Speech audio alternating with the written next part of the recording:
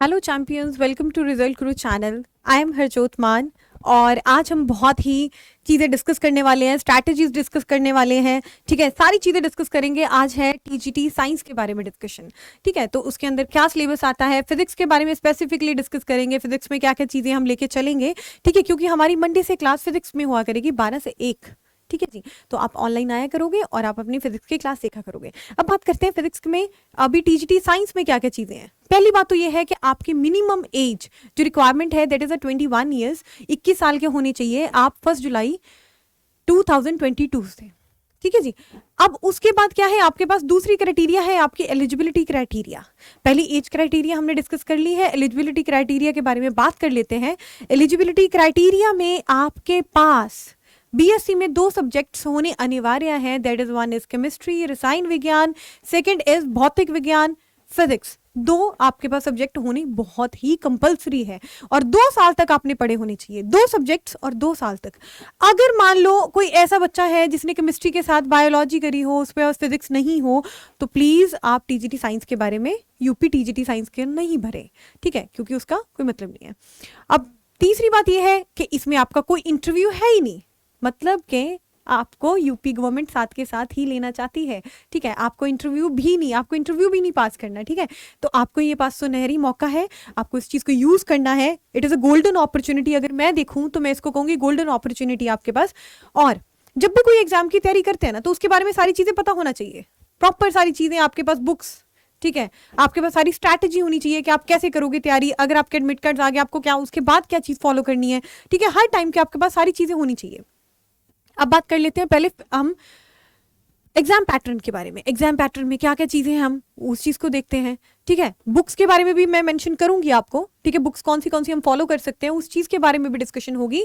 अगर बात करते हैं एग्जाम पैटर्न की, तो आपके पास है 125 क्वेश्चन। आपके पास कितने क्वेश्चन है? 125 क्वेश्चन है, दोनों में, टीजीटी में भी और पीजीटी में भी, दोनों में। ठीक है, टीजीटी में भी आप 125 क्वेश्चन है और पीजीटी में भी आपके 125 क्वेश्चन है और टाइम ड्यूरेशन है 2 घंटे। 2 घंटे मिलेंगे, नेगेटिव मार्किंग नहीं है। एक में है आपके मार्क्स 500 और दूसरे में है 425। ठीक है, पीजीटी में 425 मार्क्स क्यों रह गए? क्योंकि आपका 3.4 मार्क्स का एक क्वेश्चन है और इसमें क्या है, 4 मार्क्स का एक क्वेश्चन है। तो आपको ये चीज याद रखनी है। अब बात करते हैं टीजीटी के बारे में। अगर मैंने आपको पहले बोला था कि सब्जेक्ट कॉम्बिनेशन आपका ऐसा होना चाहिए, आपके पास एटलीस्ट 2 साल तक, 2 साल लिया आपके पास केमिस्ट्री और फिजिक्स दोनों होनी चाहिए, दोनों पढ़ी होनी चाहिए रेगुलर। ठीक है, अब दूसरी क्या है, दूसरी चीज जो अनिवार्य है, आपकी बीएड कंप्लीट होनी चाहिए। कंप्लीट मतलब 1 जुलाई 2022 तक आपके बीएड के एग्जाम हो चुके होने चाहिए, आपकी बीएड कंप्लीट होनी हो जानी चाहिए। ठीक है, तो ये सारी चीजें आपको याद रखनी है, अपने माइंड में बिठा लेनी है। ठीक है, अब बात करते हैं, अब ये एग्जाम पैटर्न हमने देख लिया। अब एग्जाम को क्लियर करने के लिए हमें क्या क्या चीजें चाहिए उसके बारे में डिस्कशन करते हैं। ठीक है जी। अब ये प्यारा सा बच्चा है, ये कह रहा है you can do it and let's go. ठीक है, आप कर सकते हो, आपको सिर्फ 1 सीट चाहिए। ठीक है, एंड आप अच्छा कर सकते हो, बहुत अच्छा कंपीट कर सकते हो, प्लीज करो। ठीक है, अब भी अपनी किताबें उठा लो, क्योंकि ये आपकी ऐसी मेहनत है जो आपकी बहुत आगे तक लेके जाएगी। ठीक है, और अभी देखना, अभी सीट्स आपकी थोड़ी कम है, अगर मैं देखा जाए, अगर आपकी एसटीज में तो बिल्कुल ही सीट 0 है। ठीक है, अगर बात करें सीट्स का वेरवा देखा जाए तो बालक वर्ग का देख लेते हैं एक बार, है ना। बालक वर्ग का आपका वेरवा है सीट्स का बालक वर्ग के लिए। ठीक है, आपका जनरल में, जनरल, ओबीसी, एससी और एसटी में, पहली बात तो ये एसटी में तो आपकी सीट 0 है। और दूसरी बात ये है 285 सीट्स हैं आपकी जनरल की, 285 seats of general, and OBC की है 135 और एससी की कितनी है 79। एससी की कितनी है 79। ये आपकी है बालक। ठीक है, लड़कों के लिए। बट अगर मैंने ये बात बोली है लड़कों के लिए, इसका मतलब ये नहीं है ये लड़कों के लिए, लड़कियां भर सकती है इसमें। बहुत सारा कंफ्यूजन आ रहा था, बच्चों के कमेंट्स आ रहे थे कि हाँ जी ये हम सीट्स भर सकते हैं कि नहीं भर सकते। अरे आप भर सकते हो, बट हाँ जो बालिका वर्ग के लिए निकली है पोस्टें, उसके लिए लड़के नहीं एलिजिबल है। ठीक है, ये चीज आप थोड़ा सोच के चलना। ठीक है, अगर बालिका वर्ग की देखी जाए तो जनरल, ओबीसी, अब एससी और एसटी की बात कर ले। ठीक है जी, अब जनरल की सीट है आपकी 25, ओबीसी की है 12 और एससी की है 4। ठीक है, 25 सीट आपकी जनरल की है, 12 है, 4 और 0। अब एसटी की 0 सीट होने का मतलब ये नहीं है कि एसटी वाले भर नहीं सकते, बट अगर एसटी वाले, अब जो भी एसटी कैटेगरी का स्टूडेंट है वो आप जनरल में काउंट होगे और आप जनरल में मेरिट लाने की कोशिश करना, मेहनत उतनी करना है कि आपको जनरल में सीट चाहिए तो आप उस तरह की उस लेवल की मेहनत करोगे तो आपका जनरल में ही कंसीडर करा जाएगा। ठीक है जी। अब जो लड़कियां हैं वो लड़कों में भी भर सकती है। ठीक है, अब बात करते हैं, मतलब ये दोनों के लिए है। अब बात करते हैं, ये सारी चीजें हमने डिस्कस कर ली है, हमारा 4600 ग्रेड पे है। अच्छा, पहली बात तो ये है कि सैलरी के बारे में डिस्कशन करना भूल ही गए। सैलरी द मोस्ट इंपॉर्टेंट, ठीक है, जो अपनी सोसाइटी के लिए मैटर करती है, जो हम सब के लिए मैटर करती है ना। तो हमारी सैलरी होनी 4600 ग्रेड पे है। 4600 ग्रेड पे मतलब समझ रहे हो, इन हैंड सैलरी आपकी 52,000 से 62,000 के बीच में वेरी करेगी। अरे अच्छी खासी सैलरी है। उसके बाद 7th पे कमीशन के तहत आपकी ये सैलरी है, उसके बाद तो धीरे धीरे और बढ़ेगी। ठीक है, एंड आपको खुशी होती रहेगी। ठीक है, अब ये खुशियां जो पानी है तो प्लीज उसके बारे में फोकस भी करना पड़ेगा आपको। ठीक है, आपको पहले स्ट्रैटेजी अपनानी पड़ेगी। अगर आपने कुछ अच्छी चीज पानी अपनी जिंदगी में तो उसके लिए प्रॉपर स्ट्रैटेजी अपनानी जरूरी है। ठीक है, विदाउट स्ट्रैटेजी आप मेहनत करोगे, बहुत ज्यादा मेहनत करोगे, रिजल्ट नहीं आएगा, उसका कोई फायदा नहीं होने का। Strategy is very important. आपने एग्जाम पैटर्न देख लिया, this was the first thing जो आपको देखनी है। दूसरा, आपको सिलेबस के ऊपर पूरा कमांड होना चाहिए कि आपके सिलेबस में क्या क्या चीजें आ रही है, टिप्स में होना चाहिए। ठीक है, ताकि आपका कोई टॉपिक छूटना नहीं चाहिए। अगर टॉपिक छूटा तो इसका मतलब ये है कि कहीं ना कहीं आप वहां पे लैग कर रहे हो। ठीक है, आपका एग्जाम मैं कहती हूँ पक्का क्लियर होने का है अगर आपने सारे टॉपिक्स करके जाते हो। ठीक है, मैक्सिमम ऑफ द टॉपिक्स आप करके जाना तो आपके लिए ज्यादा अच्छा है। ठीक है, अब बात करते हैं पहला डायमेंशन एंड द मेजरमेंट की बात करें। हमारा एक सेशन ऑलरेडी डायमेंशन के बारे में हो चुका है, मेजरमेंट्स के बारे में, जिसमें हमने ऐसा यूनिट्स करे हैं, एमकेएस यूनिट्स करे हैं, उनके बारे में बताया था कि पाउंड सिस्टम कौन सा है, उनकी इंटर कन्वर्जन देखी थी। ठीक है, ये सारी चीजें हम ऑलरेडी कर चुके हैं। अगर किसी ने नहीं देखी तो आप अपनी फिजिक्स की प्लेलिस्ट ओपन करोगे, रिजल्ट ग्रुप पे जाओगे and then you will open your playlist. ठीक है, तो ये सारी चीजें। अब सेकंड है conversion of the one system of the units to the another. ठीक है, आप कन्वर्जन कर रहे हो एक system of the units to the another, कैसे कन्वर्जन कर रहे हो, एमकेएस को सीजीएस में करना है। ठीक है, कैसे कन्वर्जन होती है। ठीक है, जूल, डाइन, ये सारी चीजें आपको देखनी है इसमें। ठीक है, बहुत इंपॉर्टेंट क्वेश्चन हमने ऑलरेडी उस सेशन में कर चुके हैं। ठीक है, बट हम एक मैराथन भी ले आएंगे, हम एक मैराथन क्लास भी ले आएंगे जिसमें पुराने टॉपिक्स एक बार फिर से जो कवर करे हैं उनको फिर से कवर कर लेंगे आपके लिए। ठीक है, बस आपको क्या करना है, आपको नोट्स बनाने हैं, आपको एक बुक फॉलो करनी, एक बुक पकड़ो बस, प्रीवियस ईयर पकड़ो, यूपी टीजीटी के पकड़ो, डीएसएसबी टीजीटी के पकड़ो, जितने कॉमन क्वेश्चंस बनते हैं सारे क्वेश्चंस कर डालो। मैं कहती हूँ आपका एग्जाम रुकने का नहीं है। आप एग्जाम आपको हरा नहीं सकता। आप एग्जाम को हराने की हिम्मत रखते हो तो आपको क्या करना है, जितने भी टीजीटी के क्वेश्चंस हैं, जितने भी डीएसएसबी के हैं, उठा दो, कर दो, सेम टॉपिक से कर दो। ठीक है, यूपी के हैं, प्रीवियस ईयर, सारे। आपके माइंड में क्लैरिटी होनी चाहिए कि अच्छा इस टाइप का क्वेश्चन आने वाला है, इस टाइप के क्वेश्चन आएंगे। ठीक है, नहीं अगर मैं फिजिक्स की बात करूं, आपके पास इतने लेंथी न्यूमेरिकल्स आते हैं। अगर आईआईटी जेईई की बात करी जाए तो आईआईटी जेईई में आपको आपने कभी देखा हो, कभी बच्चों के एग्जाम पैटर्न देखा हो, तो उसमें बहुत सारे ऐसे क्वेश्चन हैं जो बेसिकली होते हैं हमारे पास। ठीक है, एंड इसमें क्या था, हमारी न्यूमेरिकल्स भी ऐसे हैं कि जो बहुत ही कॉम्प्लिकेटेड है। ठीक है, जिसमें आपके न्यूमेरिकल वैल्यूज दे रखी होती है, कभी लॉगरिथमिक वैल्यू दे रखी होती है, वो तो हमने करना ही नहीं है, वो तो चीजें हमारे मतलब की नहीं है। क्योंकि आपके यूपी टीजीटी में अगर ऐसे क्वेश्चंस आते हैं तो दे स्पेसिफाई यू, इनका सिलेबस ही बड़ा प्यारा सा है, छोटा सा सिलेबस है, बड़ा प्यारा सा। ठीक है, अब application of the dimension analysis में एंड पे करवाऊंगी, क्योंकि डायमेंशन एनालिसिस तब करने का फायदा है जब आपके पास सारा सिलेबस एज सच आपके टिप्स पे रटा हो। ठीक है, सारे फॉर्मुलाज आपके टिप्स से रटे हो, तो डायमेंशन एनालिसिस करने का बड़ा मजा आता है। ठीक है, अब स्केलर और वेक्टर क्वांटिटीज क्या होती हैं, सदिश और अदिश राशियां कौन सी होती हैं, इसके बारे में हम चैप्टर के साथ साथ ही करते जाएंगे। ठीक है, हम उसको डिले नहीं करेंगे कि हाँ जी अभी स्केलर कर रहे हैं। अगर आपने कभी अपनी प्लेलिस्ट खोल के देखी हो रिजल्ट गुरु की, आपको सारी स्केलर और वेक्टर क्वांटिटीज, जैसे ही हम मोशन चैप्टर कर रहे हैं उसके अंदर जितनी भी आ जा रही है, विस्थापन हो गया, ठीक है, या अपनी वेग होगी, तो वो सारी चीजें हम उसमें ही करते जा रहे थे। ठीक है, तो आप एक बार देख लेना, we'll go with another session also, but still एक बार चेकआउट कर लेना। ठीक है, अब उसके बाद करते हैं मोशन और फोर्स की बात। अब मोशन और फोर्स की बात हो रही है। अब इसमें क्या क्या, अभी देखो फिजिक्स का आपका 6 पार्ट्स में डिवाइडेड है, 6 पार्ट में डिवाइडेड है आपका फिजिक्स का syllabus in the TGT UP TGT science. ठीक है, अब उसमें क्या है आपका रिलेटिव स्पीड क्या होती है, जैसे मान लो आपकी ट्रेन मूव कर रही है। ठीक है, आप दूसरी ट्रेन इधर की तरफ मूव कर रही है ना, तो आपको क्या करते हैं, आपको चीजें दिखती हैं।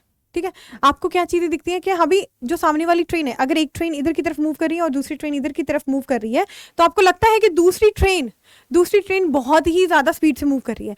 तो वहां पे क्या हो रहा है, आपकी जो ट्रेन की स्पीड है दूसरों के साथ ऐड ऑन हो जाती है, दैट गेट्स ऐड ऑन, ठीक है। अब वो रिलेटिव स्पीड है। अगर मैं मान लो, अगर मैं बात करूं कि एक ट्रेन इधर की, आप एक ट्रेन में बैठे हो, ठीक है, ये ट्रेन इधर की तरफ मूव कर रही है, एक ट्रेन इधर की मूव कर रही है, तो आप जब दूसरी ट्रेन को देखने की कोशिश करोगे ना, तो आपको लगेगा वो ट्रेन बहुत ही ज्यादा स्पीड से मूव कर रही है, बहुत ज्यादा, क्योंकि आपकी रिलेटिव स्पीड उस टाइम पे चेंज हो जाती है। अब न्यूटन थ्योरी की बात करते हैं, है ना। न्यूटन थ्योरी में आपके पास क्या है, ऑफ रिलेटिव मोशन, डिस्प्लेसमेंट, विस्थापन क्या है, ठीक है। विस्थापन आपका जीरो भी हो सकता है, आपका नेगेटिव भी हो सकता है, आपका पॉजिटिव भी हो सकता है, ये सारी चीजें इसमें आएंगी। अब स्पीड एंड वेलोसिटी, स्पीड और वेलोसिटी में ये है कि आपका जो वेग है वो आपका वेक्टर क्वांटिटी है, that is a vector quantity, उसकी दिशा के साथ बहुत प्यार है उसको। अगर आप मान लो स्पीड की बात करें तो वो सिर्फ एक मैग्नीट्यूड है, ठीक है। अब linear motion, angular motion and there relation, ठीक है, लीनियर मोशन क्या होता है, एंगुलर मोशन क्या होता है, उनका रिलेशन क्या है, ये सारी चीजें आपकी आएंगी, ठीक है। आपको क्या करना है, आपको सिलेबस पता होना चाहिए कि आप किस चीज की तैयारी कर रहे हो। आप अगर एग्जाम में बैठ रहे हो ना, तो आपको पता होना चाहिए कि आप किस चीज की तैयारी कर रहे हो, बस यही चीज है। पहली स्ट्रेटेजी कि आपकी चीज में क्लैरिटी। आधी जंग तो आप ऐसे ही जीत लोगे अगर आपको ये पता चल गया ना कि आपके सिलेबस में आ क्या रहा है, ठीक है, और किस तरह से तैयारी करनी। आधी जंग तो आप जीत चुके हो, बट आधी आपके हाथ में है। आपको लेक्चर्स देखने हैं और क्वेश्चन सॉल्व करने हैं। और ऐसा भी नहीं है कि हम क्वेश्चंस यहाँ पे भी सॉल्व करते जाएंगे। आपने कभी प्लेलिस्ट खोल के देखी हो तो हम ऐसे ही फॉर्मेट लेके जाएंगे, थ्योरी, ट्रिक्स, क्वेश्चंस। अगर छोटा सा भी टॉपिक है ना, सब टॉपिक्स भी एक लेक्चर में भी मेरे को 3 अगर सब टॉपिक्स दिख रहे हैं ना, तो तीनों सब टॉपिक्स के अलग अलग टाइप के क्वेश्चंस आएंगे। ऐसा नहीं कि मैं एंड पे क्वेश्चंस रख रही हूँ, आपके लिए तो कर रहे हैं मेहनत, आप मेहनत करो ना, आपसे भी तो उम्मीद कर रहे हैं मेहनत की, ठीक है। अब क्या है, simple linear motion, various motions हो गया, ठीक है। सिंपल लीनियर मोशन क्या है, ठीक है, उसके बारे में डिस्कशन करना है। वेरियस मोशन, लीनियर मोशन जैसे आपके इक्वेशन ऑफ मोशन, गति, जो आपकी इक्वेशन ऑफ मोशन है वो आपके सिर्फ वैलिड है लीनियर मोशन के लिए, सीधी लाइन में, सीधी लाइन में, ठीक है। तो आपके लीनियर मोशन के लिए वो चीज वैलिड है, वो चीज हम ऑलरेडी पॉइंट कर चुके हैं, ठीक है। आप एक बार देख लेना, ठीक है। अवेकनिंग प्रिंसिपल, फोर्स क्या होता है, बल क्या होता है, कब हमारा वर्क डन इसके थ्रू जीरो होता है। एक्सेलरेशन हमारी वेक्टर क्वांटिटी है, इसको दिशा के साथ बहुत प्यार है। एक्सेलरेशन के ऊपर जितने क्वेश्चंस बनते हैं, अगर रिटार्डेशन हो रहा है, एक्सेलरेशन नेगेटिव जा रहा है, डायरेक्शन क्यों होती है, पॉजिटिव नेगेटिव का मतलब क्या होता है, सारी चीजें हम डिस्कस कर चुके हैं। बस आपको क्या करना है, वो 21 जो है हमारी प्लेलिस्ट है पूरी प्रॉपर चेक कर लेना एक बार, ठीक है। एक मैराथन क्लास होगी उसमें भी करेंगे एक बार, ठीक है, फिर से करेंगे। अब उसके बाद क्या है, equation of motion. Equation of motion आपकी लीनियर में, ठीक है। अगर आप कोई बॉडी फेंक रहे हो, ऊपर की तरफ एक बॉडी फेंक रहे हो, तो उसमें क्या हो रहा है, तो ये सारी चीजें उसमें आती है ना। अगर पोटेंशियल और काइनेटिक एनर्जी की बात करी जाए, ठीक है, आपकी है स्थिज ऊर्जा और गतिज ऊर्जा, है ना। तो अब जो आपकी पोटेंशियल एनर्जी है, ठीक है, वो किसकी वजह से होती है, आपकी शेप की वजह से, आपकी हाइट की वजह से, आपकी कन्फिग्रेशन की वजह से, ठीक है। बैलून को अगर आप किसी स्पंज को क्रश कर रहे हो, ठीक है, उसकी शेप चेंज कर रहे हो, that you are creating a potential energy, उसमें पोटेंशियल एनर्जी क्रिएट कर रहे हो। अगर आप स्प्रिंग को बिल्कुल कंप्रेस कर रहे हो, उसके अंदर एक पोटेंशियल एनर्जी क्रिएट कर रहे हो, उसकी शेप चेंज करने की वजह से। अगर मान लो आप किसी बॉडी को एक हाइट पे रख रहे हो, एक हाइट पे रख रहे हो, ग्रेविटी के ऑपोजिट काम करवा रहे हो, तो वो भी एक काम कर रहा है, ठीक है। अगर काइनेटिक एनर्जी की बात करी जाए, हाफ mv² होती है, ठीक है। कैसे आप जब ऊपर बॉल फेंकते हैं, जैसे हम ऊपर बॉल फेंक रहे हैं किसी वेलोसिटी से, कोई काइनेटिक एनर्जी दे रहे हैं, किसी बॉल को काइनेटिक एनर्जी दी, काइनेटिक एनर्जी दी, मतलब नीचे आपके पास सिर्फ काइनेटिक एनर्जी थी, नीचे पोटेंशियल एनर्जी थी नहीं। जब आप ऊपर गए आपकी काइनेटिक एनर्जी होगी 0, बट पोटेंशियल एनर्जी बची। तो ये सारे केसेस हम इसमें देखेंगे। अब linear momentum and angular momentum क्या होता है, एंगुलर मोमेंटम के बारे में प्रॉपर डिस्कस करेंगे, ठीक है। And conservation of the energy and the momentum, ठीक है, मोमेंटम और energy conservation, change of the potential and the kinetic energy with each other. Potential energy और काइनेटिक एनर्जी कैसे वेरी करते हैं, क्योंकि हमारी टोटल एनर्जी सेम रहती है, तो इस वजह से पोटेंशियल एनर्जी और काइनेटिक एनर्जी आपस में खेल खेलते रहते हैं, ठीक है। हमारी जो टोटल एनर्जी है वो होती है kinetic energy plus potential energy, ठीक है जी। ये दोनों आपस में खेल खेलते रहते हैं, है ना। तो ये सारी चीजें क्या है, अगर काइनेटिक एनर्जी इंक्रीज हो रही है तो पोटेंशियल एनर्जी डिक्रीज होगी। तो बहुत सारे केसेस आएंगे, हम उसको भी डिस्कस करते जाएंगे, ठीक है। अब gravitational and the inertial mass. Inertial mass क्या होता है, ठीक है। अब मैंने आपको मास के बारे में बताया था, द्रव्यमान के बारे में बताया था, वेट के बारे में बताया था, जो वेट में क्या डिफरेंस आता है। इनर्शियल मास क्या होता है, जो अगर आप ग्रेविटेशनल की बात करूं, ठीक है, अगर ग्रेविटी की बात करें तो ग्रेविटी में हम बहुत सारे क्वेश्चंस आते हैं। बहुत प्यारा सब्जेक्ट है, बहुत ही प्यारा टॉपिक है। इसमें क्या है कि आप अगर अर्थ को डिग कर रहे हो, ठीक है, अगर आप नीचे डिग कर रहे हो तो आप देखना कि जो हाइट है उस हाइट पे आपकी ग्रेविटी की वैल्यू क्या होगी, एक्सेलरेशन की वैल्यू क्या होगी, उस चीज़ को चेक करेंगे। ठीक है, और आपके पास जैसे मान लो आप अर्थ है आपके पास और अर्थ के ऊपर वाली साइड आप एक ऑब्जेक्ट को ले जाते हो, जैसे मान लो ये आपका अर्थ है, यहाँ पे आपने ऑब्जेक्ट रख दिया, इस हाइट पे आपकी ग्रेविटी की वैल्यू क्या चेंज होगी, पोल्स पे क्या होगी, इक्वेटर पे क्या होगी, सेंटर ऑफ अर्थ पे जाके क्या होगी, ये सारी चीजें आपके इसमें आएंगी। ठीक है जी, अब बात करते हैं नेक्स्ट। अब नेक्स्ट बात कर लेते हैं। अब नेक्स्ट बात है Newton's laws of motion. Newton के 3 लॉ हैं, ठीक है, गति के 3 नियम है। ठीक है, क्या क्या नियम है, फर्स्ट लॉ क्या कहता है, सेकंड लॉ कहता है। सेकंड लॉ में आपका फर्स्ट लॉ में इनर्शिया का आता है ना, इनर्शिया ऑफ मोशन, ठीक है, इनर्शिया ऑफ रेस्ट। ठीक है, तो ये सारा आपका इसमें आएगा। ठीक है, किस में बैक जाते हो, किस में आगे जाते हो, ये सारे क्वेश्चन हम ऑलरेडी कर चुके हैं, बट आपको क्या करना है, एक बार फिर से देखने हैं उनको, और एक बार मैराथन क्लास भी चलेगी। जो जो टॉपिक्स हो चुके हैं ना उनके ऊपर मैराथन क्लासेस चलेगी। मैं आपको इस वजह से बताती जा रही हूँ, अगर किसी को देखने का मन हो तो आप उस प्लेलिस्ट को खोल के देख सकते हो। ठीक है, अब बात करते हैं action and reaction. Action and reaction में भी हमने बहुत सारी चीजें करी थी। ठीक है, कि हमारे अगर आप गांधीयन प्रिंसिपल को छोड़ के बाकी सारी जगह पे देखोगे, ठीक है, कि हर एक एक्शन के लिए एक ऑपोजिट रिएक्शन है, ये चीज है। ठीक है, रोटेशनल मोशन, रोटेशनल मोशन बड़ा प्यारा सा टॉपिक है, जिसमें आपकी पहियों को रोटेट करते हो तो उसमें देखते हो अलग अलग पॉइंट पे क्या क्या वेग है, क्या क्या वेलोसिटी है, पॉइंट्स क्या क्या कर रहे हैं। ठीक है, फोर्स पेयर हो गया। ठीक है, बहुत सारी सूडो फोर्सेस। सूडो फोर्सेस का कॉन्सेप्ट हमने थोड़ा सा लगाना शुरू करा था। अगर आप लिफ्ट में खड़े होते हो, अगर आपकी लिफ्ट एक्सेलरेट ऊपर की तरफ कर रही है, नीचे की तरफ आ रही है, तो उसका कॉन्सेप्ट हम ऑलरेडी देखा था एक बार। ठीक है, बट फिर भी एक बार इसको फिर से कंटिन्यू करेंगे। ठीक है जी, अब बात करते हैं नेक्स्ट। नेक्स्ट है centrifugal and centripetal force. Centrifugal and centripetal force, अपकेंद्रीय बल और अभिकेंद्रीय बल, इसके बारे में डिस्कशन करेंगे। ठीक है, कि जब आप सर्कुलर मोशन होता है, वर्टिकल सर्कुलर मोशन होता है तो क्या होता है, अगर आप हॉरिजॉन्टल मोशन कर रहे हो तो क्या होगा, उस केसेस में क्या होगा, ये सारी चीजें बड़ी प्यारी सी है, बहुत ही प्यारे टॉपिक्स है।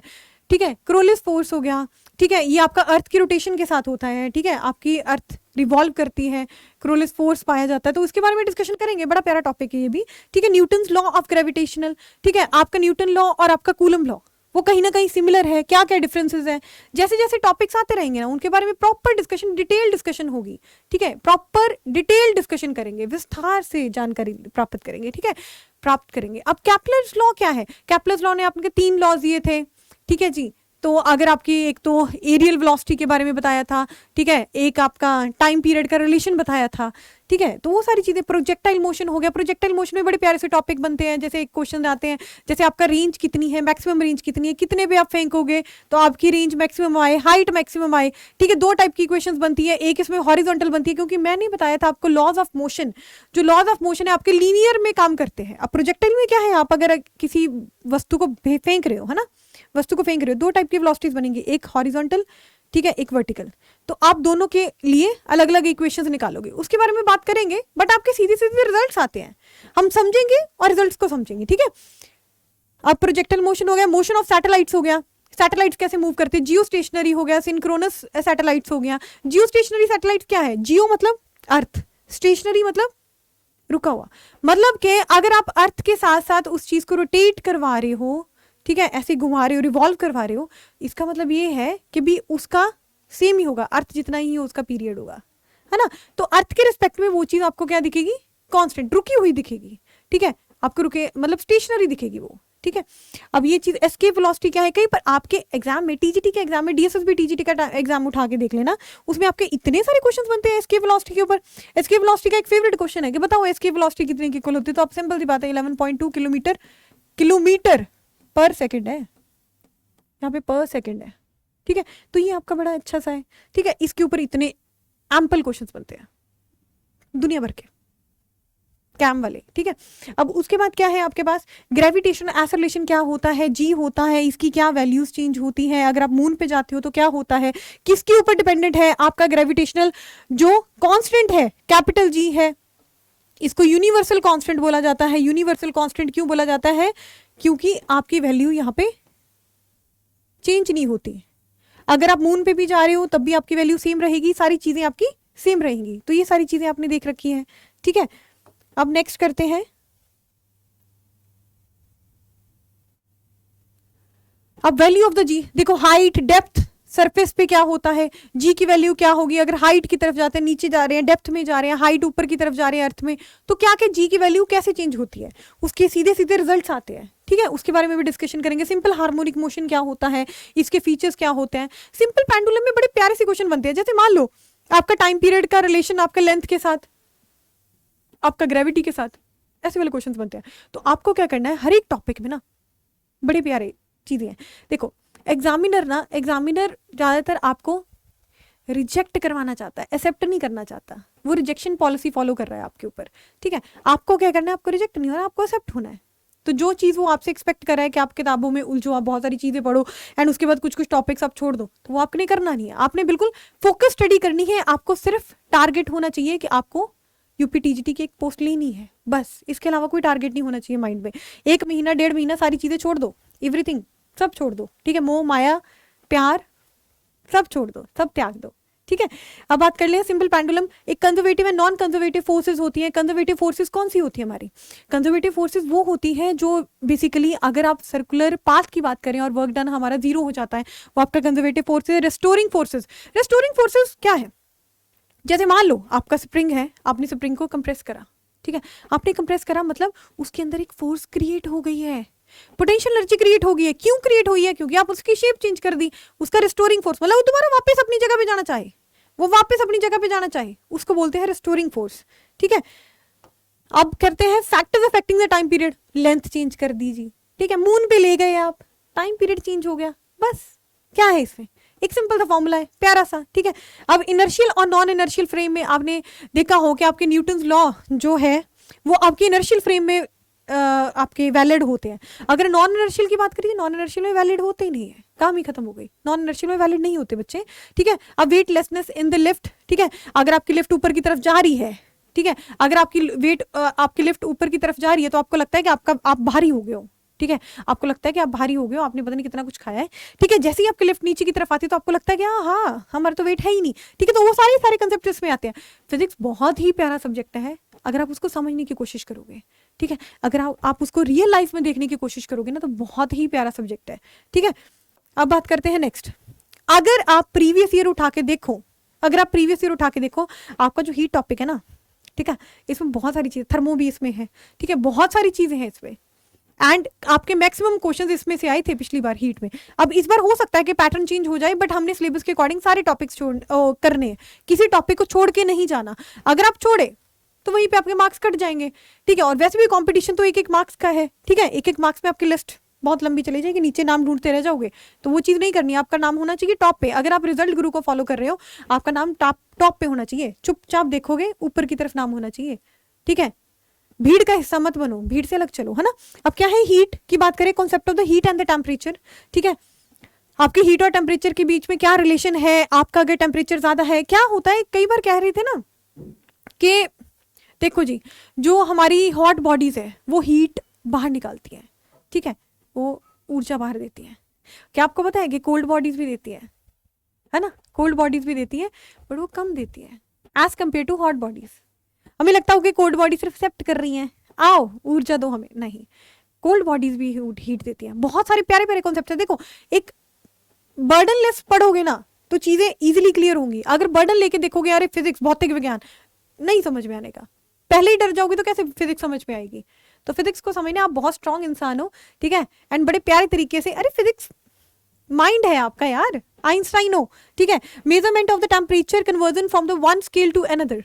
ठीक है, ये बारे में हमने कर चुके हैं, बट फिर भी हम एक बार इसको देखेंगे कि आपके फ़ारेनहाइट होता है, डिग्री सेल्सियस होता है, टेम्परेचर केल्विन होता है, किसमें डिग्री लगती है, कितने कन्वर्जन्स होते हैं, कितने थर्मोमीटर्स होते हैं इनके, इसके बारे में प्रॉपर डिस्कस करेंगे। लेबोरेटरी थर्मोमीटर की क्या रीडिंग्स होती हैं। ठीक है, एब्सोल्यूट टेम्परेचर स्केल क्या है, इसके बारे में डिस्कशन करेंगे। थर्मल इक्विलिब्रियम क्या होता है।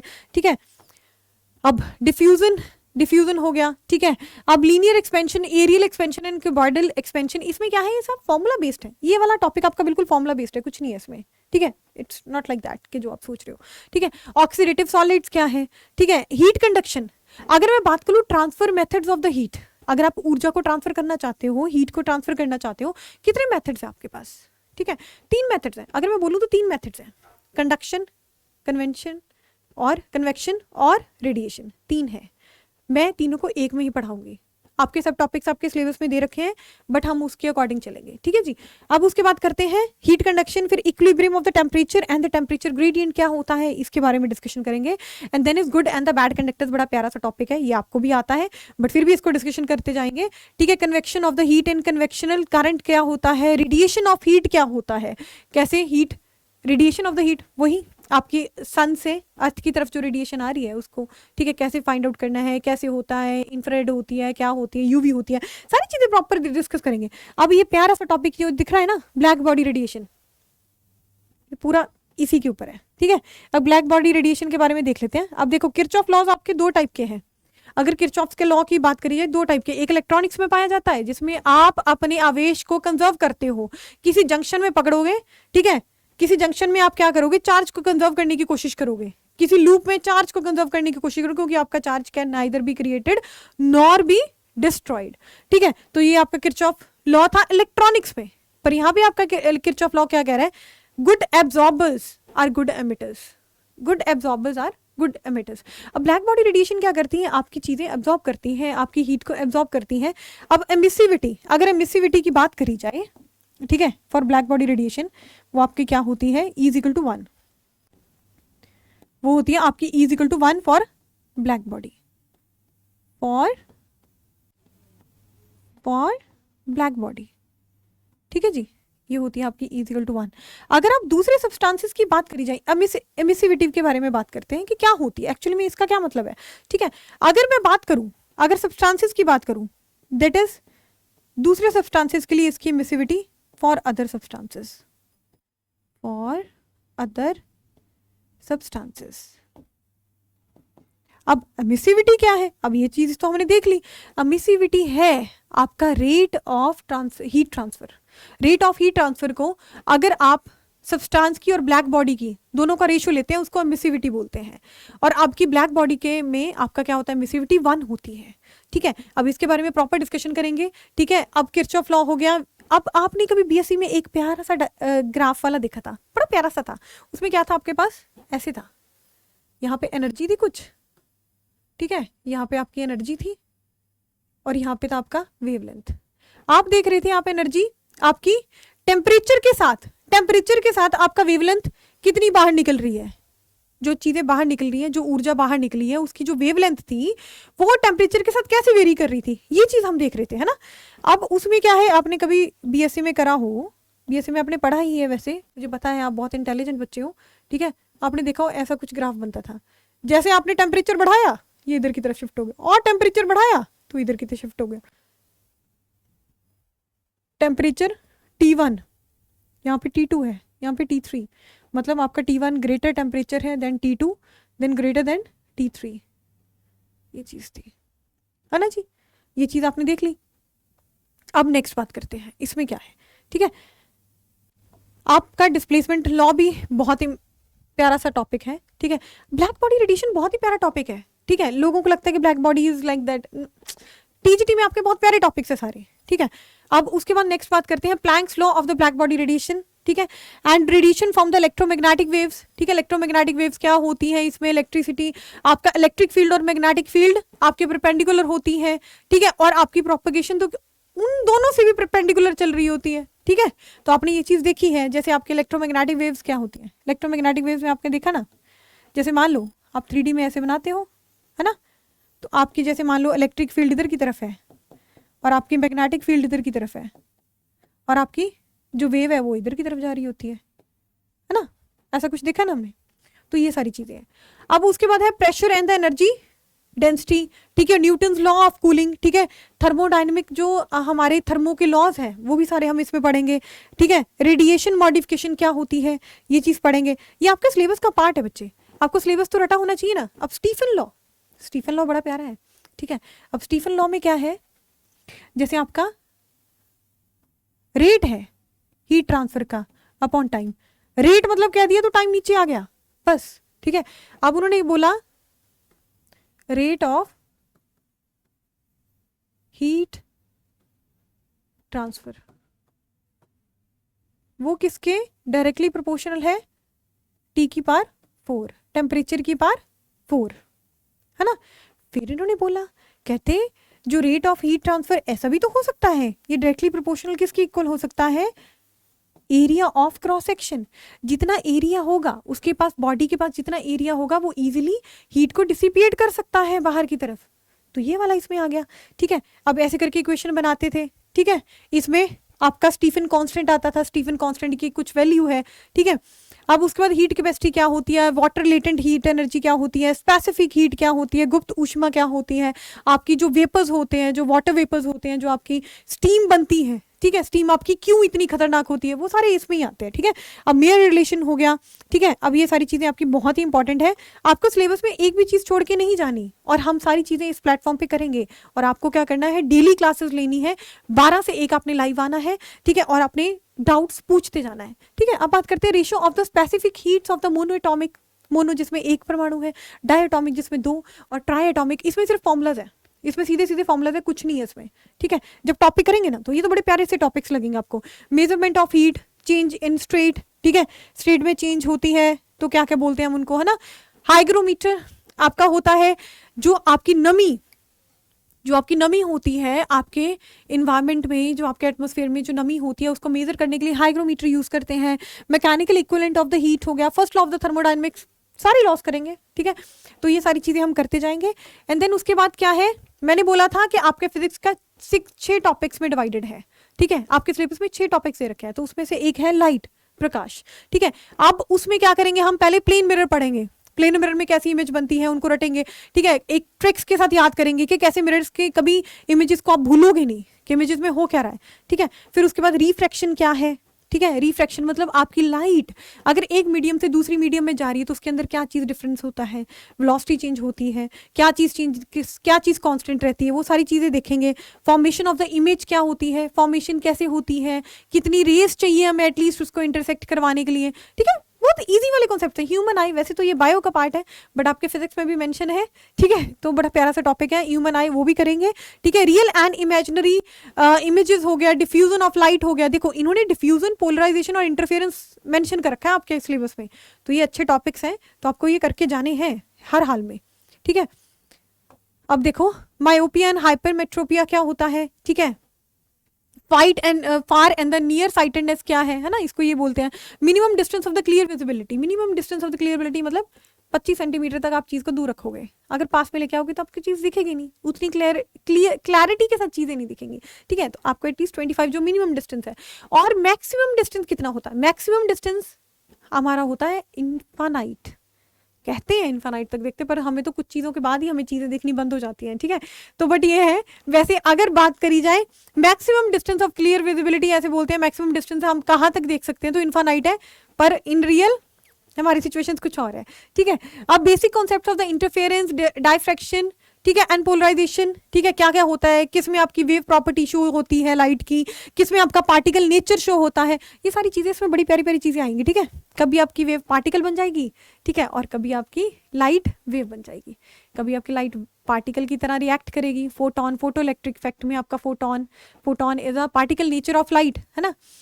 अगर मैं बात करूँ वेव की तो उसमें अलग एग्जांपल्स हैं, ठीक है। अब मिरर में आप सारी चीज़ें करोगे कि आपकी सिल्वर कोटिंग होती है, क्या होता है। अब इलेक्ट्रिसिटी ये वाला टॉपिक आ जाता है, ठीक है। सेल क्या है, प्राइमरी सेल है, सेकेंडरी सेल है। इंटरनल डिस्टेंस आपने कभी पहले करा हो, इंटरनल डिस्टेंसेस छोटे आर से डिनोट करते थे हम उनको, उसके एग्जांपल्स हैं इसमें, ठीक है। बहुत सारे अच्छे अच्छे क्वेश्चन आएंगे, ठीक है। Electronic current and the conduction current क्या होता है, ठीक है। ड्रिफ्ट वेलोसिटी, अगर मैं बात करूं इलेक्ट्रिसिटी टॉपिक की, ठीक है, जब मैं आपकी इलेक्ट्रिसिटी टॉपिक स्टार्ट करूंगी ना तो आपको ओम लॉ से पहले मैं आपको ड्रिफ्ट वेलोसिटी करवाऊंगी, ठीक है। ड्रिफ्ट वेलोसिटी में आपके बहुत सारे अच्छे अच्छे कॉन्सेप्ट्स हैं, ठीक है। आपका रिलैक्सेशन टाइम है, इलेक्ट्रॉन कब तक रिलैक्स करते हैं उसको क्या बोलते हैं, रिलैक्सेशन टाइम, ठीक है, उसके ऊपर क्वेश्चन बनते हैं, ठीक है। तो वो सारी चीजें इसमें करेंगे।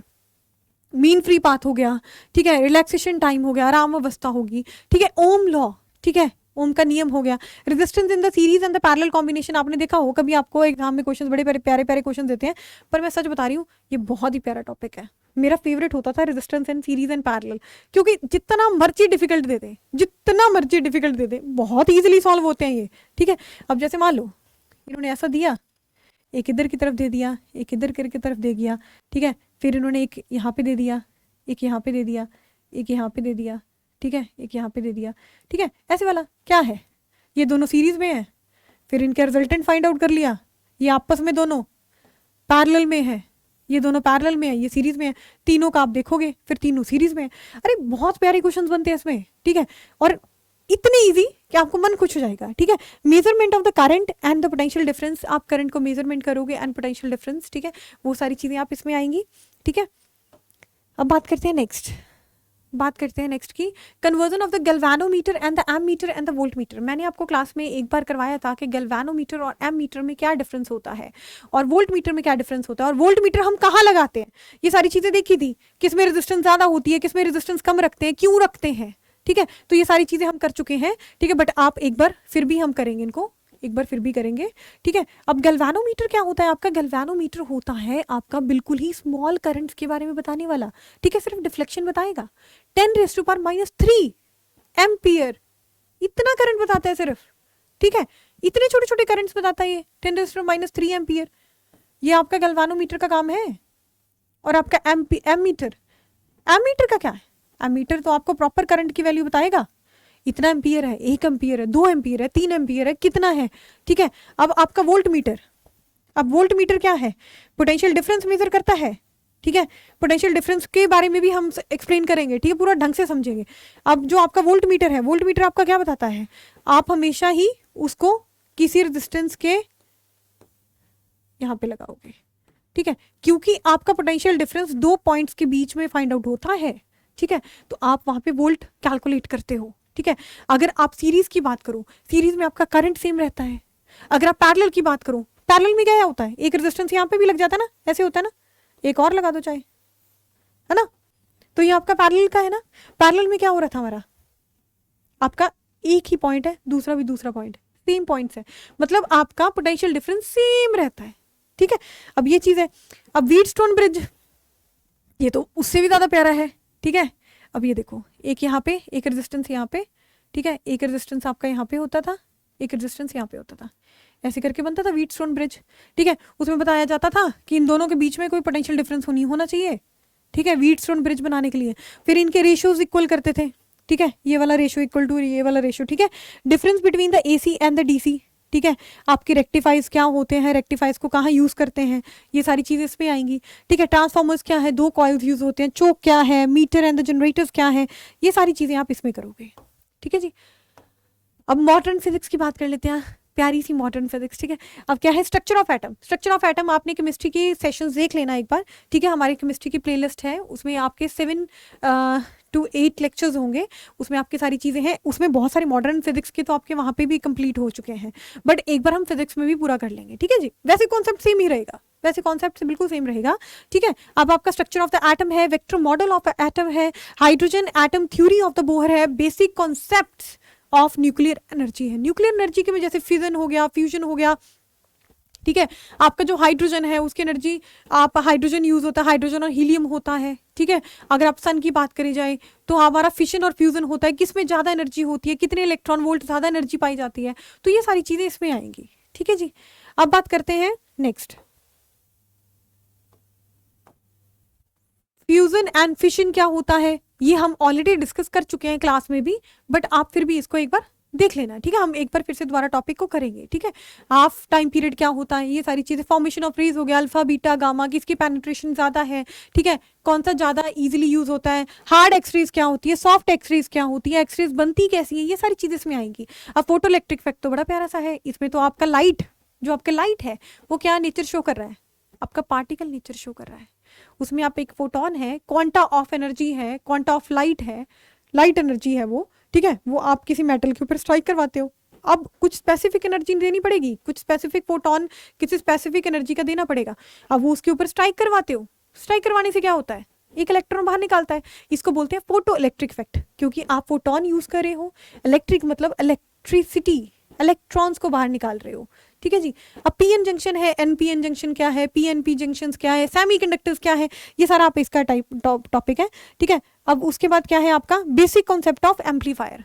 एम्पलीफायर क्या है, एम्पलीफायर यूज करते हो आप कभी, ठीक है, आप डीजे पार्टीज में जाते हो, ठीक है, आपके एम्पलीफायर आपको वहां पे इतनी सारी जो आ रहा हो तो वो एम्पलीफायर ही तो होता है, ठीक है, दैट्स ऑल अ एम्पलीफायर। अब बात कर लेते हैं, ये आपका टीजीटी का सिलेबस है। अब बात कर लेते हैं बुक्स की। अगर आप कहोगे बुक्स तो मैं आपको बहुत सारी बता दूंगी, ठीक है। अगर आप सही मायने में देखो तो कुमार मित्तल बुक यूज कर सकते हो आप यूपी की, ठीक है। डीसी पांडे आती है ऑब्जेक्टिव फिजिक्स, ठीक है। अरिहंत आती है, ठीक है। पर मेरे अकॉर्डिंग घटना चक्र में आपके बहुत अच्छे क्वेश्चन दिए जाते हैं, ठीक है। आप अपनी घटना चक्र उठाओ, एक एक टॉपिक वाइज आपके क्वेश्चन दे रखे हैं, तो आपने क्या करना है, क्वेश्चन प्रैक्टिस करो। अगर आप एक बार घटना चक्र को 2-3 बार रिवाइज कर चुके हो तो कोई और टॉपिक भी उठा लो, कोई और बुक उठा सकते हो, क्वेश्चन प्रैक्टिस करनी है आपको, ठीक है। तो आपको क्या करना है, आपको मोटिव ये होना चाहिए कि आपके टीजीटी के जितने भी डीएसएसबी टीजीटी है, यूपी टीजीटी है, आपके सारे क्वेश्चंस उसमें हो जाने चाहिए, ठीक है। एक बार आप एग्जाम से पहले प्रैक्टिस कर लेनी चाहिए आपको। फिर हम एक मॉक टेस्ट लेके आएंगे आपके लिए एग्जाम से 10-15 दिन पहले, जो आप सिर्फ क्वेश्चन सॉल्व करते जाओगे। आपका सिलेबस चलता रहेगा साथ में, मेरे को लगता है कि तब तक हम अपना सिलेबस कवर अप कर लेंगे जल्दी, ठीक है। तो आपको वो चीज़ करनी है, ठीक है। अब ये बातें तो होगी हमारी, ठीक है। अब बात कर लेते हैं पीजीटी वालों के लिए। अब पीजीटी में ये चीज़ याद रखना, जब तक आपकी पीजीटी कंप्लीट नहीं हो रही, ठीक है, कंप्लीट नहीं हुई, तो आप कोशिश मत करना कि उसका फॉर्म भरना, ठीक है। आपकी एमएससी कंप्लीट होनी चाहिए, ठीक है। उसमें बहुत सारे आपके अच्छे वाले सब्जेक्ट्स हैं। जैसे मैं मान लो पीजीटी फिजिक्स की बात करूं, if I am talking about PGT physics की बात करते हैं, है ना। पहला है EMT, electromagnetic theory, EMT electromagnetic theory. इसमें आपकी बहुत सारी चीज़ें होंगी। एक चार्ज से स्टार्ट करोगे, फिर मेटल्स पे चार्ज लेके जाओगे, कैसे आपके कंडक्शन से आपकी चार्ज, इंडक्शन से आपकी चार्ज वहाँ पे आते हैं, ठीक है। कैपेसिटर क्या होता है, कैपेसिटर्स में कितनी चार्ज एनर्जी स्टोर होती है, ये सारी चीज़ें आपकी ईएमटी में आएंगी। फिर उसके बाद आपकी ईएमटी में ये भी तक आएगा कि आपके पास 2 वायर्स हैं, उनके बीच में जो मैग्नेटिक फील्ड फाइंड आउट करनी है। अगर आपके पास कॉन्टीन्यूअस चार्जेस है, उसकी कैसे हम फील्ड फाइंड आउट करते हैं, ठीक है। तो ये सारी चीजें हैं। कहाँ पे आपकी फील्ड 0 होती है, अगर आप सर्कुलर वायर लेते हो तो कैसे आपकी इलेक्ट्रिक फील्ड वेरी करती है, कैसे मैग्नेटिक फील्ड होती है, ठीक है। ये सारी चीजें इसमें ईएमटी में आएंगी, ठीक है। दूसरा है आपका क्लासिकल मैकेनिक्स, जो बहुत सारे बच्चों को अच्छा नहीं लगता, ठीक है, but it's very very important, ठीक है। अब तीसरा है आपका क्वांटम मैकेनिक्स, ये भी आपका इसका पार्ट है, ठीक है। आपका पीजीटी का ही सिलेबस है, ओके जी। फिर आता है आपका मैथमेटिकल फिजिक्स।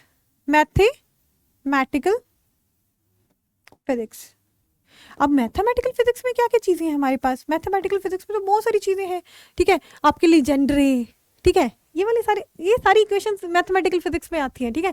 तो ये आपका इसका पार्ट है, ठीक है जी।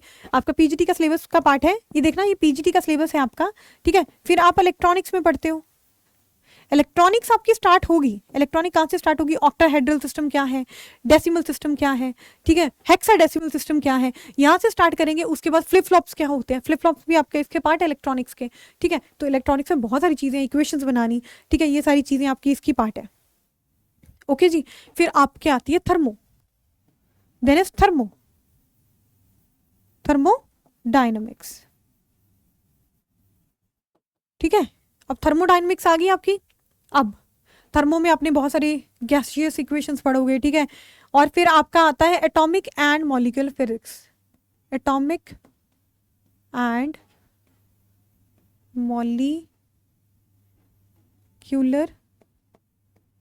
फिजिक्स।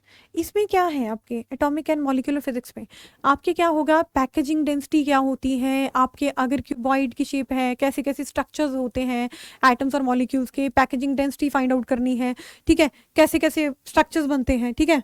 तो ये सारे आपके एटॉमिक एंड मॉलिक्यूलर फिजिक्स में आते हैं, ठीक है। प्यारे प्यारे स्ट्रक्चर्स पाए जाते हैं इसमें, ठीक है। फिर आपका 8th आ गया आपका न्यूक्लियर एंड पार्टिकल फिजिक्स,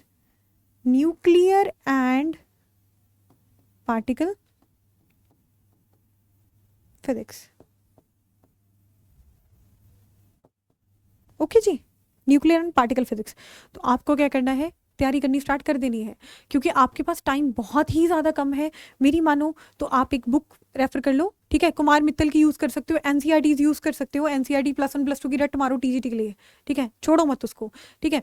अब बीएससी के जो देखो, हमारी क्लास का तो पैटर्न ये रहेगा कि हम थ्योरी पढ़ाएंगे, उसके साथ अगर मान लो उसी थ्योरी में ही से बहुत सारे क्वेश्चंस बन रहे हैं, तो मैं साथ के साथ ही उसके थ्योरी करवाने के बाद साथ के साथ क्वेश्चंस एक सेशन में, अगर 1 घंटे की क्लास है, हो सकता है कि आपके 3 सब टॉपिक्स ऐसे बने कि तीनों में ही आपके क्वेश्चंस पूछे गए हुए हैं, ठीक है। तो क्या करेंगे, पहले वो टॉपिक पढ़ेंगे, फिर उसके क्वेश्चंस, टॉपिक पढ़ेंगे उसके क्वेश्चंस, मतलब आपको पूरा सेशन ढंग से देखना पड़ेगा। और एक जितने क्वेश्चंस करवाऊंगी वो प्रीवियस ईयर होंगे, आप अपने घटना चक्र उठा के वेरीफाई कर लेना चाहे, ठीक है। मैं तो ये चाहती हूँ कि आप लेक्चर देखो और बुक्स पढ़ो और क्वेश्चन सॉल्व करते जाओ, जल्दी किताबें काली करनी है, ठीक है। अब जितनी किताबें आप प्रैक्टिस करके काली करोगे ना, उतना दिमाग में बैठेंगी आपके, ठीक है। Practice makes a man perfect. तो आपको क्या करना है, आपको एक जॉब पक्की लेनी है, दैट इज यूपी टीजीटी में, एंड आपको क्या करना है, और ये आपका पीजीटी का सिलेबस है, ठीक है। पीजीटी के सिलेबस से घबराने की जरूरत नहीं है, उसकी भी क्लासेस होंगी, और मैं कोशिश कर रही हूँ आपके टीजीटी में ही बहुत सारी अच्छी कॉन्सेप्ट्स बताने के लिए। आपके पीजीटी के भी क्वेश्चंस कई बार हम टीजीटी उसमें ही क्लासेस में कवर अप करते हैं, ठीक है। तो अच्छा लेवल लेके जा रहे हैं। तो आपको देखो, अगर मैं पीजीटी की बात करूँ, ठीक है, अगर मैं पीजीटी की बात कर रही हूँ, तो पीजीटी में आपके क्या होते हैं कि आपका नियर अबाउट 60% सिलेबस आपका बीएससी और +1 +2 से आता है, ठीक है। तो आप टीजीटी के क्लासेस को छोड़ नहीं सकते, ठीक है। आपकी टीजीटी और पीजीटी की क्लासेस एक ही चल रही है, ठीक है। पर पीजीटी में जो अलग एक्स्ट्रा से है, जैसे मान लो अब आपकी टीजीटी में वो चीज मेंशन नहीं है कि आपकी 2 वायर्स हैं, 2 वायर्स में कितना मैग्नेटिक फील्ड होगा, ठीक है, क्या चीज होगी, इलेक्ट्रिक फील्ड कैसे वेरी करता है, ठीक है, इलेक्ट्रोमैग्नेटिक इंडक्शन क्या है, वो चीज आपके मेंशन ही नहीं है, ठीक है। तो आपने क्या करना है, आपने पीजीटी में वो चीज पढ़नी है। वो कुछ टॉपिक्स अपने हमारे अलग हैं, वो अलग क्लासेस भी चलती रहेंगी, ठीक है। अब क्लासिकल मैकेनिक्स है, क्वांटम मैकेनिक्स हो गया, मैथमेटिकल फिजिक्स हो गया, ठीक है, इसके बहुत सारे कुछ है, बेसिक इक्वेशंस हो गया, लीजेंडरी इक्वेशंस हो गई हैं, बड़ी सिंपल से है, कोई इतना ज्यादा कॉम्प्लिकेटेड नहीं है इसमें, ठीक है। अब थर्मोडायनेमिक्स तो बड़े प्यारे, न्यूक्लियर एंड पार्टिकल फिजिक्स मेरी हमेशा फेवरेट रही है, एटॉमिक एंड मॉलिक्यूलर फिजिक्स मुझे बड़ी समझ में आती थी, ठीक है, and that's was my favourite subjects, ठीक है। तो अब इसमें आपने क्या करना है, पीजीटी में आपको कुछ अलग से टॉपिक्स करवाए जाएंगे, बाकी आपका 60% पैटर्न, 60 to 70% पैटर्न आपका टीजीटी का ही फॉलो होता है। तो जितने भी पीजीटी वाले हैं उन्होंने टीजीटी की क्लासेस मिस नहीं करनी, क्योंकि आपको ज्यादा सिलेबस आ रहा है, ठीक है। तो आपको क्या करना है, आपने नोट्स बनाने हैं, हर रोज क्लास में लाइव आना है, अपने डाउट्स लेके आने हैं, बहुत सारे क्वेश्चन सॉल्व करो यार, बहुत सारे क्वेश्चन, ठीक है। फिजिक्स को ढंग से पढ़ो, ठीक है, फिजिक्स को देखने का नजरिया चेंज कर लो। और आपको मैं हर रोज मिलूंगी 12 से 1, ठीक है, फिजिक्स पढ़ेंगे, ठीक है, एक अच्छे लेवल पे लेके जाएंगे फिजिक्स को। तो आपको क्या करना है, लेक्चर देखना है, 12 से 1 आना है, ठीक है। अगर आपका कभी लेक्चर मिस हो जाता है तो आप उसको रिवाइंड करके आप यूट्यूब पे देख सकते हो, आपके लिए क्लासेस बिल्कुल फ्री है, ठीक है। आप अपनी क्लासेस कंटिन्यू करते रहो और अपनी तैयारी कर लो एंड तक, ठीक है। घबराना नहीं है, आपको कोई भी बीच में डाउट आ रहा है ना तो आप पूछो, ठीक है, आप कमेंट छोड़ो। आपके जितने भी पीडीएफ है, जितना भी मटेरियल है, वो आपका सारा टेलीग्राम पे जाएगा, आपने टेलीग्राम लिंक को ज्वाइन करना है एंड देन उसके बाद पढ़ना स्टार्ट कर देना है। आपको कोई चीज में प्रॉब्लम आ रही है, you can contact with the faculty, आपके पास एक नंबर भी दे रखा है, आप उसको भी कॉन्टैक्ट कर सकते हो, सारी चीजें आपके पास अवेलेबल है। आपने सिर्फ पढ़ना है, आपने पढ़ने पे जोर देना है और आपने अपनी एक जॉब पक्की करनी है, ठीक है जी। अब मिलते हैं 12 से 1, ठीक है। अगर आपको सिलेबस में कोई भी डाउट लगा हो, सिलेबस आपके लिए पीडीएफ अपलोड हो जाएगी आपके टेलीग्राम पे, तो आपको क्या करना है, वहां से आपने सिलेबस को लेना है और उसके बाद फिर पढ़ना स्टार्ट कर देना है, ठीक है। अगर मैं बात करूं, अगर कुछ बच्चे ऐसे होते हैं कि उनको बोला कि नहीं मैडम भी हमें तो किताबें बताओ, हमें किताबें बताने के बिना तो हम नहीं पढ़ने के, है ना। तो सुन लो, किताबें लेने हैं तो एचसी वर्मा के भी ले सकते हो, डीसी पांडे का भी ले सकते हो, ठीक है, अच्छी अच्छी पब्लिकेशंस और भी हैं, ठीक है, एसएल अरोड़ा भी ले सकते हो, ठीक है। तो आपके पास अच्छी अच्छी पब्लिकेशन सारी हैं, बट मेरी मानो आपके पास जो टाइम कम है, अगर आपका 5-6 महीने होता तो I will go with HC Verma, क्योंकि एचसी वर्मा का लेवल बहुत अच्छा है, ठीक है। अगर मैं बात करूँ एसएल अरोड़ा आप ले सकते हो, ठीक है, आपके इसके लिए भी अलग अलग पब्लिकेशन आती हैं, ठीक है। एंड बट वो करने का फायदा नहीं है ना, आपको एग्जाम के लिए पढ़ना है, ठीक है, और आपके पास टाइम बाउंड है, आपके साथ वाले लोग सारे लोग तैयारी करने में जुटे हुए हैं, पर आपको स्मार्ट स्टडी करके उस चीज को क्लियर करना है, ठीक है। आपको कोई भी सिलेबस का एक टॉपिक नहीं छोड़ना, सारे टॉपिक्स करके करेंगे कवर, सारे टॉपिक्स करेंगे A to Z, ठीक है। पर आपको क्या करना है, तैयारी करनी है, रिवीजन करनी है, बार बार रिवीजन करनी है, नोट्स बना लो, शॉर्ट नोट्स बना लो, कुछ भी करना हो शॉर्ट नोट्स बनाने बड़े इंपॉर्टेंट है। अगर मैं ये कहूं कि मानती हूँ आप सब लोग होने वाले आइंस्टाइन हो, सारी आइंस्टाइन है, ठीक है, बट स्टिल कहीं ना कहीं हमारी मेमोराइजेशन हम भूलना स्टार्ट कर देते हैं। अगर हमें चीजें इतनी जल्दी याद रहे ना, ठीक है, तो हम पुरानी सी पुरानी ग्रजेस भी याद रख सकते हैं, ठीक है, बट ऐसा नहीं होता, हम ग्रजेस भी भूल जाते हैं। तो आपको क्या करना है, आपको शॉर्ट नोट्स प्रिपेयर करने, उनको बार बार रिवाइज करते जाना है, A to Z सबको रिवाइज करोगे। शॉर्ट नोट्स प्रिपेयर नहीं होंगे, आप रिवाइज नहीं कर सकोगे, सिंपल सी बात कह रही हूँ। ट्रिक के साथ जो भी ट्रिक्स करवाई जाएंगी, आप क्लास में शॉर्ट नोट्स के साथ उसको रिवाइज करते रहना, और जो क्वेश्चन प्रैक्टिस क्लास में हो रही है वो भी करोगे। अगर क्लास में कोई क्वेश्चन मिस हो जाता है आपके पीडीएफ में, तो टेलीग्राम पे तो वो अपलोड होगा ही होगा, और आपको वहां पे जाके अपने उस चीज को सॉल्व करना है, ठीक है। फिर आप जो एक बुक फॉलो कर रहे हो उस बुक को भी ले आओ, ठीक है। सारी चीजें करते जाएंगे, ठीक है। ऑल दी बेस्ट बच्चे, ठीक है। मिलते हैं 12 से 1 क्लास में, ठीक है। भौतिक विज्ञान फिजिक्स, ठीक है। इन दिन एक न्यू मेथड से समझेंगे, एक न्यू तरीके से समझेंगे, ठीक है। फिजिक्स आपने पढ़ के आ चुके हो, ठीक है, आपने बहुत फिजिक्स पढ़ी है एंड मुझे आपसे बहुत अच्छी उम्मीदें हैं, ठीक है। आप सब लोग सिलेक्शन लोगे एंड जितने भी लोग देख रहे हैं ना, आई वांट कि हाँ भी आप सबका सिलेक्शन हो और आप सब लोग एक अच्छी जॉब पे लगो ताकि मान सम्मान हो, ठीक है। एंड एवरीवन टेक केयर बच्चे, see you in the next class, ठीक है। 12 से 1 मिलते हैं। हमारा नेक्स्ट टॉपिक होगा इलेक्ट्रोमैग्नेटिज्म से स्टार्ट करेंगे, ठीक है। फिर मैं चार्जेस के बारे में एक्सप्लेन करूंगी, ठीक है, इन द नेक्स्ट क्लास। तो मिलते हैं in the next class. Take care everyone, see you.